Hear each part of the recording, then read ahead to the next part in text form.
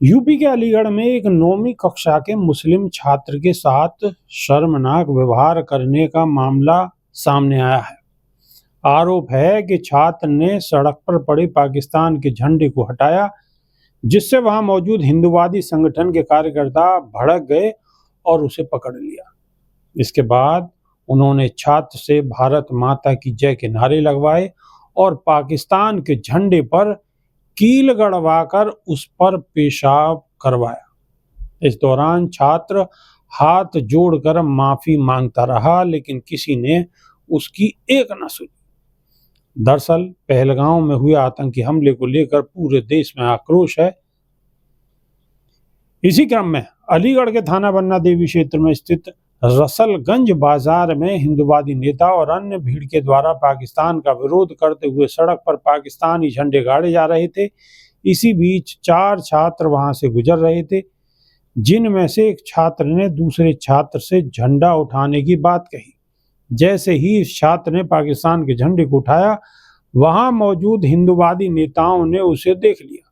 इसके बाद उन्होंने उस पर पाकिस्तानी झंडे की हिफाजत करने का आरोप लगाते हुए उसे पकड़ लिया। आरोप है कि इस दौरान इन लोगों ने छात्र को खूब खरी खोटी सुनाई और जमकर लताड़ लगाई, जिसके बाद उन्होंने छात्र से भारत माता की जय के नारे लगवाए और पाकिस्तानी झंडे में कील ठोकने को कहा। ये लोग यहीं पर नहीं रुके, उन्होंने छात्र से बीच सड़क पर पाकिस्तानी झंडे पर जबरन पेशाब करवाया। सादाब रिजवी, इससे ज्यादा निंदनीय कुछ नहीं हो सकता। बेशक झंडा पाकिस्तान का हो, झंडा हिंदुस्तान का हो, जितना हमें तिरंगा प्यारा है उतना ही पाकिस्तानियों को अपना झंडा प्यारा है। और एक बच्चे के साथ, जो हिंदुस्तानी बच्चा है, उसे आप सार्वजनिक तौर पर खुले बाजार में अगर इस तरीके का कृत्य करवाएंगे, पेशाब करवाएंगे, तो ये निंदनीय है।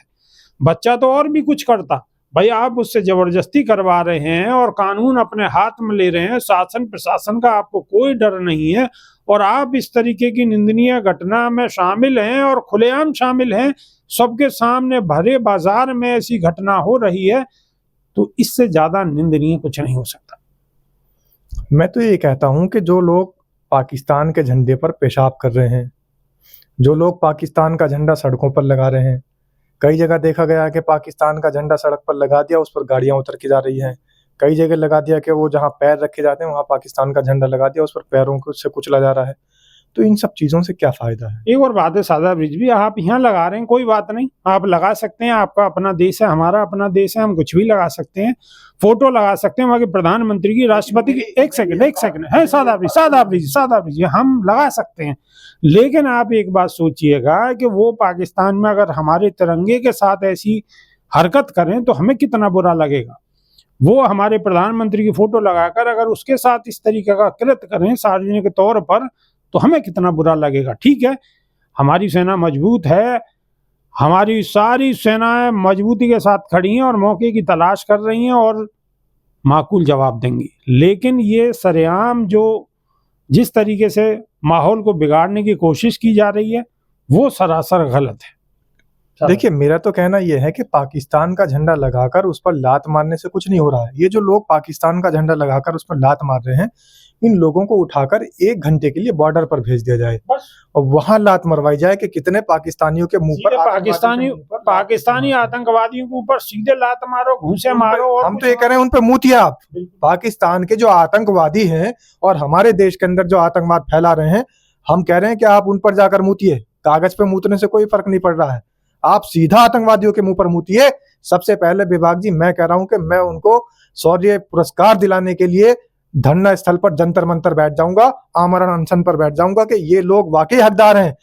इन्हें मिलना चाहिए बिल्कुल एकदम पद्मश्री भी मिलना चाहिए इन्हें और शौर्य पुरस्कार भी मिलना चाहिए इन्हें। तो ऐसे लोगों से तो मेरी अपील है कि कागज का झंडा, और पहली बात तो इनकी जांच होनी चाहिए, आखिर ये पाकिस्तान के झंडे इनके पास आ कहां से रहे हैं। वो कौन से प्रिंटिंग प्रेस वाले हैं जो पाकिस्तान के झंडे छाप रहे हैं और भारत के अंदर पाकिस्तान के झंडे छापना और रहे हैं।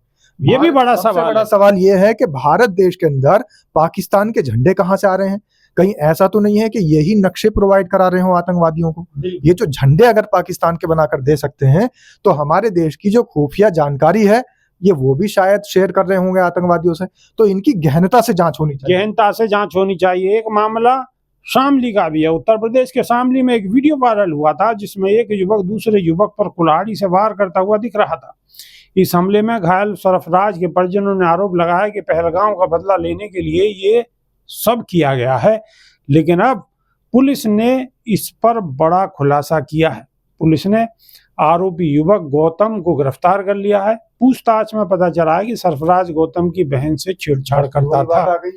फिर वही बात आ जाती है, जिसका बदला लेने के लिए उसने इस घटना को अंजाम दिया है। मामला शामली के थाना झिजाना क्षेत्र का गांव टोडा का है। आप भी गोदी मीडिया की खबर कब से पढ़ने लगे? पढ़ नहीं रहा, मैं दर्शकों को बता रहा हूं कि देखिए किस तरीके से माहौल को बदल दिया जाता है, किस तरीके से घटनाओं को बदल दिया जाता है। तो बेबाक जी गोदी मीडिया का है, उसको अच्छा लगता है उसी को कर लेने दीजिए। बिल्कुल, हम इसमें सारी घटना को दर्शकों को बताना चाह रहे हैं कि पुलिस के हाथ में सब कुछ है। पुलिस किस तरीके से माहौल बदलने की कोशिश करती है वो चीज हम आप दर्शकों को बता रहे हैं। तो माहौल बदल ही रही है, लेकिन ये जो अपने आप को बहुत बड़ा मर्द बन रहे हैं और जाकर लिंचिंग कर रहे हैं, इनका इस बात से पता लग जाता है कि नपुंसक। और शादाब रिजवी, एक बात बताइए आप, अगर मान लिया कि उसकी बहन को उसने छेड़ा ही था तो उसे क्या अधिकार था कि वो कुल्हाड़ी ले और कुल्हाड़ी लेकर उसका मर्डर कर दे? जितने भी लोग ये मर्द बन रहे हैं, अभी आप देखिए अलीगढ़ की जो घटना थी जिसमें एक बहुजन समाज के युवकों को नंगा करके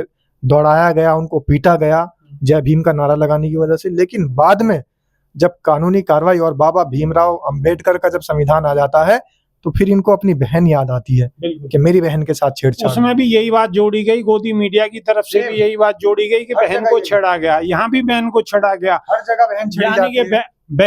बहन पर खेल रहे हैं। लेकिन बेबाक जी सबसे बड़ा सवाल ये है कि हर केस में, हर जगह लिंचिंग जहां पर हो रही है, हर लिंचिंग में बाद में एक मामला सामने निकल कर आता है कि बहन को छेड़ा गया था इनकी।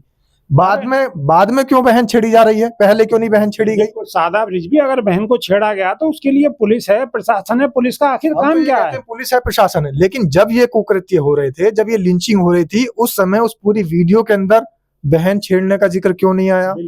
इससे पहले अभी तक बहन छेड़ने का जिक्र क्यों नहीं आया? ये सारा का सारा खेल पुलिस और प्रशासन मिलकर इन अपराधियों को और नपुंसकों को बचाने के लिए और बचाने के लिए भी। ये नपुंसक क्यों है? क्योंकि अपनी बहनों का सहारा ले रहे हैं। जिस बहन को अगर कोई आंख उठाकर देख ले तो लोगों का खून खौल जाता है। अगर बहन की तरफ को कोई गाली दे दे तो मर्डर हो जाते हैं, हत्या हो जाती है इस उत्तर प्रदेश के अंदर। लेकिन ये नपुंसक अपनी बहन को ही दांव पे लगा रहे हैं। तो आप देख लीजिएगा कि इनसे ज्यादा नीच और कौन हो सकता है। आप क्या कह सकते हैं? पुलिस घटना हो जाने के बाद पुलिस का बयान आता है कि उनकी बहन को छेड़ रहा था। हर जगह एक ही बयान, सारे एंगल बदल दिए जाते हैं। अलीगढ़ से भी यही एंगल लगाया गया और अब शामली से भी यही एंगल लगाया गया है।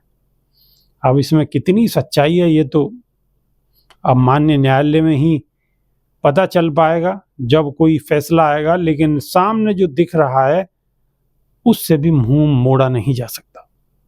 तो अभी के लिए सिर्फ इतना ही। नई वीडियो में फिर रूबरू होंगे। बहुत बहुत शुक्रिया। नमस्कार। धन्यवाद।